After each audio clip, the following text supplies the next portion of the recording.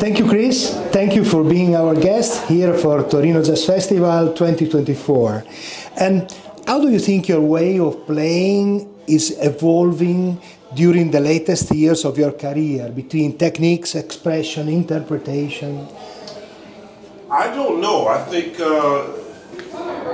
someone else might be able to better answer that question of how my technique and how my playing has evolved through the years.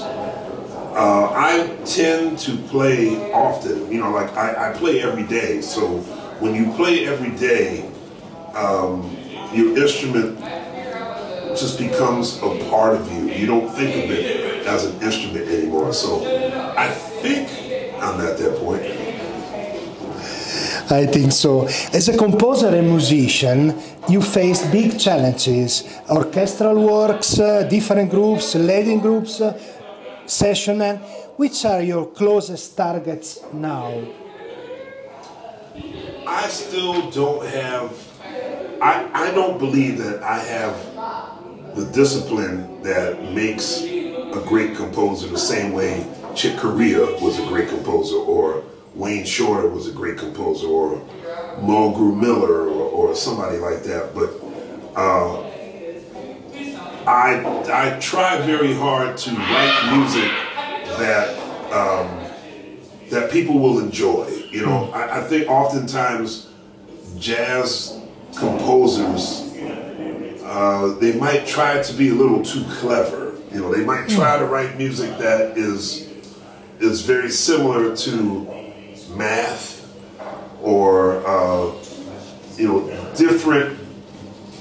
There are very different. There's many different ways to compose, but at the end of the day, you want the person who knows nothing about music to enjoy it. From your privileged observation point as artistic director of the Newport Jazz Festival, what do you think about the contemporary jazz scene?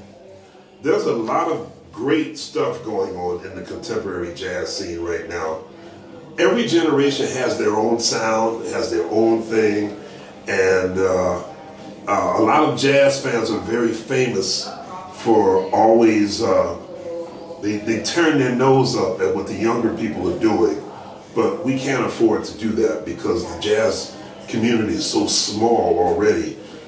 We have to embrace what the young people are doing. So there's a lot of combining jazz with elements of hip-hop and rock and electronic music and I mean, you know, lo-fi, all this kind of stuff, and I think it's very creative.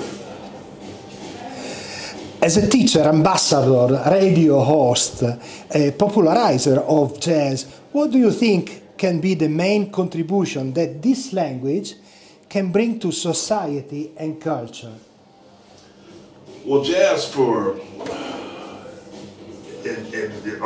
over a century has been bringing the sound of freedom to society. This music is the greatest representation of community and self, because when you hear someone play jazz, only them can sound like that.